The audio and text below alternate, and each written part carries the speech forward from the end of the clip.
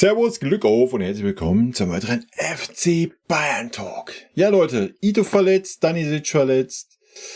Die große Frage, brauchen wir jetzt in der Abwehrreihe noch Neuverpflichtungen? Weil dazu De Ligt verkauft, Mazraoui verkauft und bevor wir da reingehen, wie immer der Hinweis, wenn euch gefällt, was ihr hier seht, lasst gerne ein Abo da, damit unterstützt ihr einfach das, was ich hier tue. Vielen lieben Dank dafür. Um das gleich vorwegzunehmen, bevor ich das dann argumentiere, aus meiner Sicht brauchen wir jetzt aufgrund der Verletzung keinerlei Neuzugänge. Ich verstehe diese Hysterie auch nicht jetzt. Ja, Stanisic hat sich verletzt, ja, Ito ist verletzt, ja, Boe ist verletzungsanfällig anscheinend. Können wir abschließend auch noch nicht wirklich beurteilen. Brauchen wir da jetzt unbedingt Neuzugänge? Müssen wir da reagieren? Aus meiner Sicht ein ganz, ganz klares Nein. Wir können uns nicht immer dahinstellen, ja, und sagen, oh ja, die Jungen bekommen keine Spielzeit, bla, Sülz, wir entwickeln keine Talente. Genau diese Situationen sind dann da, um Talente reinzuwerfen. Und wenn man gesehen hat, wie ein Aznu bisher in der Vorbereitung agiert hat, sehe ich da auch kein Problem, den Jungen da reinzuwerfen. Ja, jetzt auch am Testspiel gestern war er der auffälligste Spieler auf dem Feld, meiner Meinung nach. Und ja, dann wirft man den Jungen da rein. Ja, ich weiß, auch ein Guerrero ist verletzungsanfällig, um auf die linke Seite zu kommen. Du hast einen Davis, der nicht wirklich Bock hat. Ich verstehe diese Argumentation schon. Für mich gibt es trotzdem keinen Grund, danach zu bessern. Weil diese Spieler sind ja nicht tot. Ja. Die sind ja nicht tot, die kommen ja wieder, die sind verletzt. Ja, natürlich, klar, so ein Ito, so ein Stunny, das wird alles ein bisschen dauern. Die sind nicht in 2 Wochen wieder da. Gar keine Frage. Erstens werden jetzt aber nicht in den nächsten Wochen die Titel vergeben. Ja, sollte auch klar sein. Und was bringt es jetzt, da nachzubessern und die beiden Spieler kommen ja zurück. Die kommen ja zurück, ja. Die sind dann irgendwann wieder fit und dann hast du wieder 30 Spieler für 2 Positionen, so wie es jetzt gerade auf den Flügeln auch ist. Da hat auch keiner von gewonnen. Ja, und dann reden wir wieder über Gehaltskosten und sonst was. Von daher von mir ein klares Nein. Wenn die Situation so kommen sollte, dass sich jetzt ein Boe verletzt, dass sich ein Guerrero verletzt, ja, dann müssen halt Jugendspieler, Nachwuchstalente daran. Ja. Punkt. Alle, die ich bisher gesehen habe, haben es auch ordentlich gemacht, so dass ich da jetzt keine Angst und Bange habe. Wir reden jetzt nicht darüber, dass es um ein Champions League Halbfinale geht. Ja? Also alles ist gut. Alternativ. Dreierkette. Alternativ. Conny Leim hat schon Rechtsverteidiger gespielt. Ja, mehr schlecht als recht. Josa Kimmich kann Rechtsverteidiger spielen. Hat er kein Problem mit, wenn Not am Mann ist, da den Rechtsverteidiger zu geben. Selbst Leon Goretzka hat schon gezeigt, dass er einen Rechtsverteidiger spielen kann. Aznu kann links und Rechtsverteidiger spielen. Sollte das alles nicht gewollt sein, alle Stricke reißen, kannst du auch immer noch eine Dreierkette spielen. Ja, du kannst immer noch eine Dreierkette spielen. Du hast einen Eric Dyer noch, der das prädestiniert dafür ist, ne? Die mittlere Position zu spielen. Dann spielst du eine Dreierkette mit 2 offensiven Mittelfeldspielern, beziehungsweise müssen dann mal die offensiven Mittelfeldspieler dann vielleicht auch ein bisschen mehr mit nach hinten arbeiten.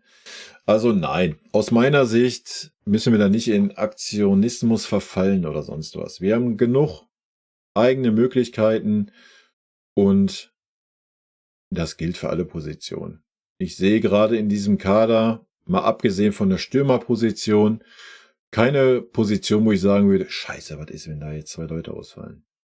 Nee, wir haben für jede Position Alternativen und wir haben für jede Position Jugendspieler dahinter, die gezeigt haben, dass sie Potenzial haben. Ja, und erinnert euch nur letzte Saison an Pavlovic. Pavlovic wäre nie entdeckt worden, wenn nicht ein Kimmich gesperrt gewesen wäre und wir die Verletzten gehabt hätten. Dann hätten Pavlovic nie seine Chance bekommen, sich zu zeigen und zu zeigen, dass er das Niveau hat und sich weiterentwickeln kann, um ein richtig guter werden zu können. Ne?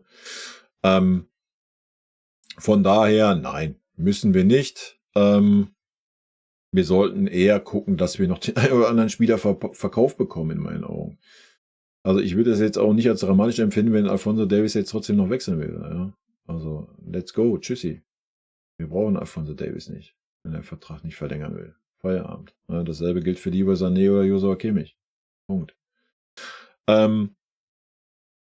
Die einzige Posi wäre der Stürmer vorne mit Harry Kane, Mathys Tel. Aber selbst da.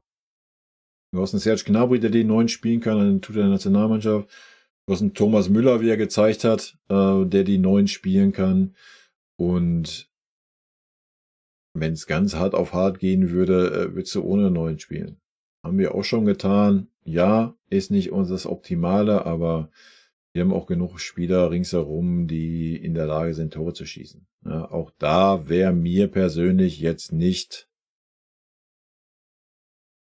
unwohl oder sowas. Nochmal, wir sind gerade in der Hinrunde, Leute. Es werden jetzt keine Titel vergeben.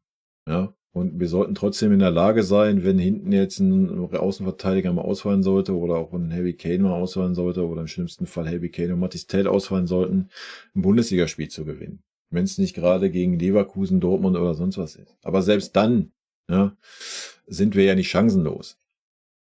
Ja, und nur deswegen jetzt noch zu sagen, ja, wir verpflichten jetzt nochmal einen Stürmer, der Bock hat, sich hinter Harry Kane auf die Bank zu setzen. Wer macht das denn auch? Welcher Stürmer von Qualität macht das denn? Es geht doch nur so, dass du einen Jungen hinten dran hast mit einem Mathys Tel. Ja. Und wie gesagt, auf der Außenverteidigerposition sollen wir jetzt einen Stanisic, der den nächsten Schritt machen soll bei uns, einen Bouillet, der auch noch super jung ist, der mit Sicherheit den nächsten Schritt machen sollte. Oder im schlimmsten Fall ein Aznu, der wirklich stark war jetzt in der Vorbereitung. Klar fehlt dir noch Körperlichkeit und so weiter, gar keine Frage.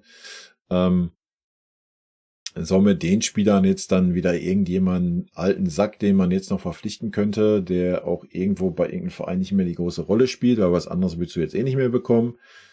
Sollte man den jetzt da vor die Nase setzen? Für mich ein ganz, ganz klares Nein. Ja? Und wenn wir selbst da mal 1, 2 Spiele wirklich Probleme kriegen sollten, wir werden ja trotzdem mit 11 Leuten auflaufen.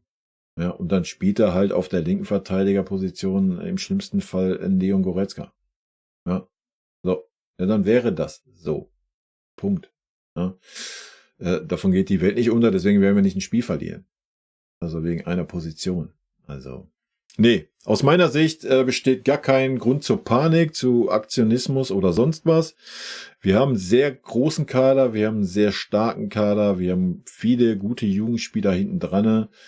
Und genau das ist ja das Credo oder soll das Credo sein. Na, dass wir diese Spieler halt dann auch entwickeln und denen das Vertrauen geben. Und ich bin da guter Dinge und für mich absolut keine große Diskussion wert, darüber zu überlegen, jetzt einen Ersatz zu verpflichten, weil ein Stanisic und ein Ito sich verletzt haben. Selbst wenn Davis den Verein noch verlassen sollte, sehe ich da keinen Handlungsbedarf. Ja, und wenn sich noch ein Guerrero verletzt, ja, dann ist das so. Ja. Nochmal. Im aller schlimmsten Fall, wenn alles wieder scheiße läuft und alles zusammenkommt, dann muss er halt mit einer Dreierkette spielen. Ja? Feierabend. So, meine Meinung, Leute. Rot-weiße Grüße gehen raus. Ich wünsche euch eine schöne Restwoche. In diesem Sinne, wie immer, vielen lieben Dank für euren Support hier. Vielen lieben Dank für euren Support hier auf den Kanal. Und in diesem Sinne, gute Freunde kann niemand trennen.